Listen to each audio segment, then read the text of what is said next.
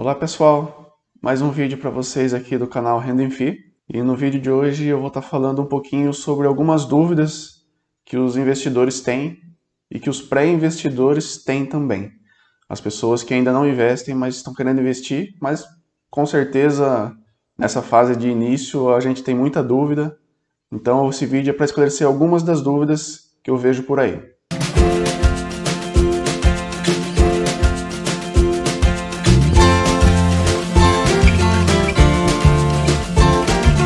Uma das dúvidas que eu acabo vendo que o pessoal tem é se os fundos imobiliários são da renda fixa ou são renda variável. O primeiro ponto aqui que eu quero dizer é que ele é um investimento de renda variável.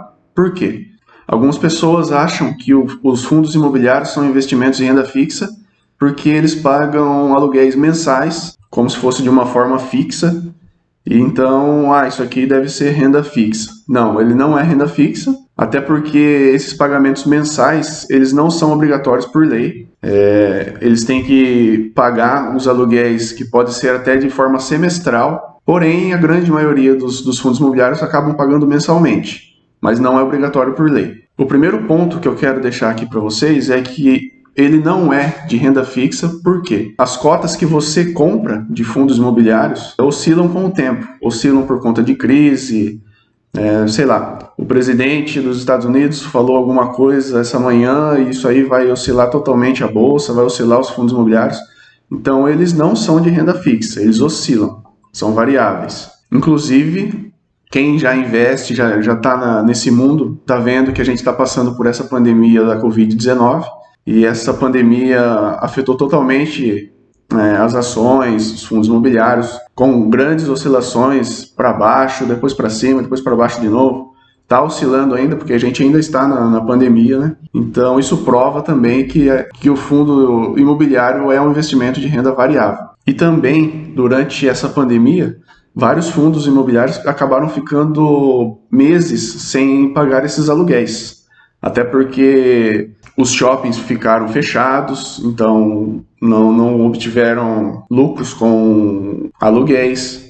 Várias fábricas de setores diversos tiveram que fechar as portas, entre outras razões, para que os fundos imobiliários acabassem diminuindo esse valor dos aluguéis ou até não pagando por alguns meses, e isso gradativamente vai melhorando, eles voltam a pagar, talvez até ainda com valores mais baixos do que o normal, mas uma hora, com certeza, ele vai voltar no mesmo padrão e continuar subindo. Para quem não sabe, o patrimônio de um fundo imobiliário é dividido em cotas. Então, o investidor pode comprar cotas que são partes desse fundo imobiliário.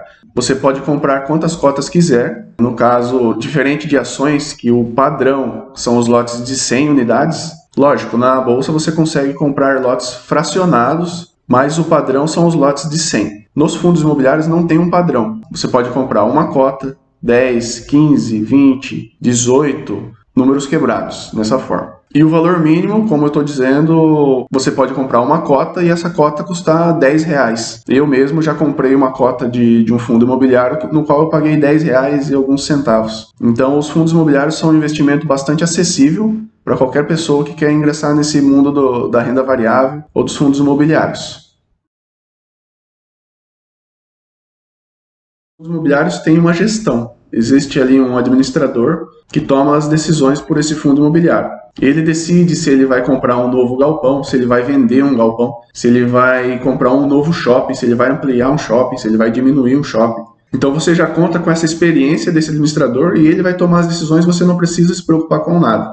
Você já tem ali uma pessoa experiente, capaz, que vai tomar as decisões por esse fundo imobiliário.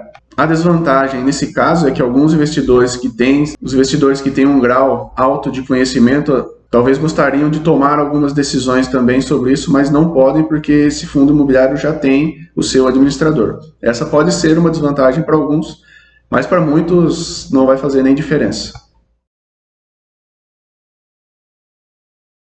O investidor também não precisa se preocupar com certidões, cartório, toda aquela parte burocrática que quem investe em imóveis tem que se preocupar.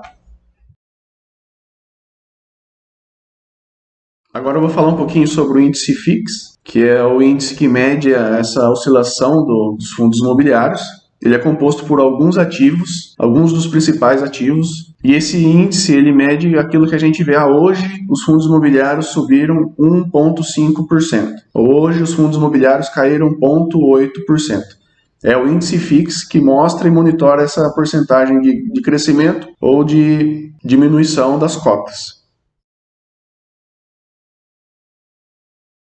Os rendimentos nos fundos imobiliários são realizados geralmente, a maioria dos fundos imobiliários gostam de pagar mensalmente esse aluguel para o investidor, mas por lei eles são obrigados a pagar no mínimo uma vez por semestre. Mas a grande maioria dos fundos imobiliários acabam pagando mensalmente. E o brasileiro já tem aquela coisa com o aluguel, né? É uma coisa antiga do brasileiro, né? Comprar terra, comprar casa, pôr para alugar. Então o brasileiro gosta do aluguel e é por isso que o fundo imobiliário pode ser o queridinho do brasileiro no futuro. Hoje o brasileiro ainda está começando a se adaptar com isso, mas com certeza no futuro o brasileiro vai entrar de vez nessa era dos fundos imobiliários e todo mundo quer receber aquele aluguelzinho todo mês, então é um investimento ótimo para o brasileiro.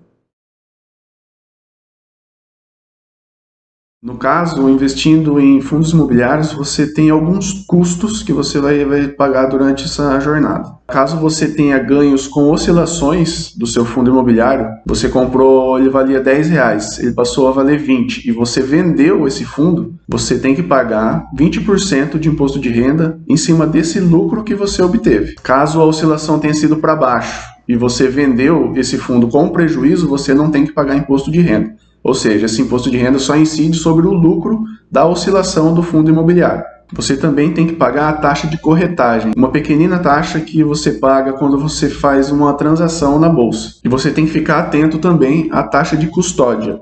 Algumas corretoras cobram ainda essa taxa de custódia para estar custodiando as suas ações, os seus fundos imobiliários. Porém, muitas corretoras hoje não cobram essa taxa de custódia. É bom você ficar atento. Caso você ainda invista pouco dinheiro, esse valor pode afetar muito e é importante no começo você não ter muita taxa para pagar. Então é bom você ficar atento e procurar uma corretora que não cobre essa taxa de custódia. O investidor em fundos imobiliários ele é isento do imposto de renda sobre os rendimentos, mas obedecendo 3 regrinhas. O investidor tem que ter menos do que 10% de todas as cotas desse fundo. O fundo tem que ter no mínimo 50 cotistas e as cotas têm que ser negociadas exclusivamente em bolsa de valores. Ou seja, para a maioria dos investidores, esses rendimentos vão ser isentos de imposto de renda.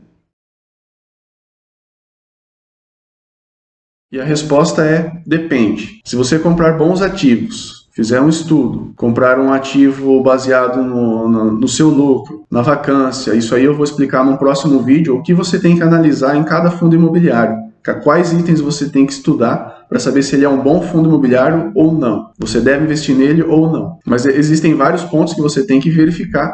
Você verificando isso e ele passou no seu grau ali de qualidade, você pode estar comprando. Agora a questão da segurança, quanto mais para longo prazo você enxergar, melhor e mais seguro vai ficar essa situação. No curto prazo, tanto o fundo imobiliário como ações tem essa oscilação e você pode pegar essa oscilação para baixo durante um tempo. Caso você acabou comprando numa alta, uma alta histórica ou uma simples alta, ele pode ter uma tendência de queda logo após você ter comprado e você não pode se desesperar nesse caso. Como eu costumo dizer, você só perde se você vender. Seu fundo imobiliário caiu 10% desde que você comprou. Você perdeu? Não, você não está perdendo porque você não vendeu. Então você mantém esse investimento. Se ele é um investimento confiável, você fez o estudo, passou no seu grau de qualidade. Ok, vamos aguardar então e com certeza no longo prazo ele vai voltar a subir e vai te trazer retorno.